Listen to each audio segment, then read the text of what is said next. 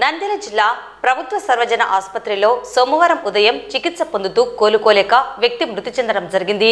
అయితే కుటుంబ సభ్యులు ఆందోళనకు దిగి వైద్యుల నిర్లక్ష్యమే వ్యక్తి మృతికి కారణమని ఆరోపించారు.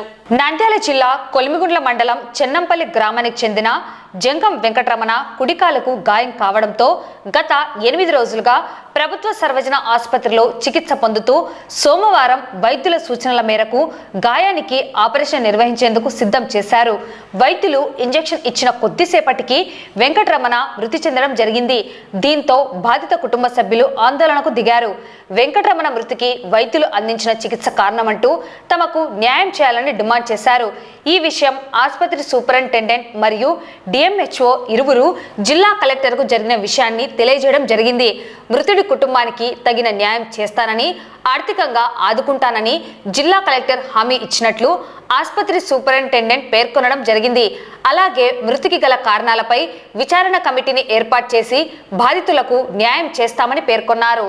కాలు దెబ్బ తగిలింది సార్, వచ్చినా చూపించి కట్టుకట్టించుకున్నామని వారం రోజులు అవుతుంది. మేము ఇక్కడ చేరి ఈ పొద్దు చూస్తాం రేపు చూస్తాం అన్నారు, ఎన్నపడ పెట్టుకున్నారు. ఇప్పుడు వచ్చి సూది వేసినాడు సార్. సూది వేస్తానే కోడి పిల్ల పడిపోయినట్టు పడిపోయినాడు. లేడు సార్. కాయలు అన్నట్టే రిపోర్టులలో రావాలి కదా సార్. రిపోర్టులలో ఏమి రాలే. రవాణా ఏం లేదు సార్, ఒట్టిగంది పైన చూచే ఏముంది ఏం లేదు. మన మామూలుగానే నెట్టింది. వారం రోజుల నుంచి చేత కాకుంటే ఇంకొక హాస్పిటల్ కోరన్నారు. వీడికి వచ్చి చంపుకునే సూది వేస్తాని చచ్చిపోతా అంటే మేము ఇంట్లోకానే చంపుకోలేమా? ఇంత దూరం ఇంటికి తొలకొచ్చాము. హాస్పిటల్ చనిపోనికైనా డాక్టర్లు ఉండేది, సూదులు వేస్తాని ఆ డాక్టర్ రావాలా, నర్సు రావాలా. ఇప్పటికి ఇంతవరకు రాకోకుండా మాకు రిపోర్ట్లు కూడా చూపించకోకుండా ఉంటే ఏం చేయాలి సార్? మేము ఏదో వాళ్ళకి ఇబ్బంది అవుతాదని వాళ్ళని వీళ్ళని పోలీసు వాళ్ళని వీళ్ళని తొలకొచ్చుకుంటున్నారు. మాకు ఇబ్బంది మాది ఎవరు జరగాల? పిల్లలు ఎట బతకాలా? మాకు న్యాయం జరగాలి సార్. మేము న్యాయం జరగాలి. మేము మా బాబాయ్ సరేనా నిన్న ఒక వారం నుంచి ఇక్కడే ట్రీట్మెంట్ తీసుకుంటాను. రోజు మామూలుగా తిరుగుతున్నాడు. ఆయనకి ఏం కాలేదు.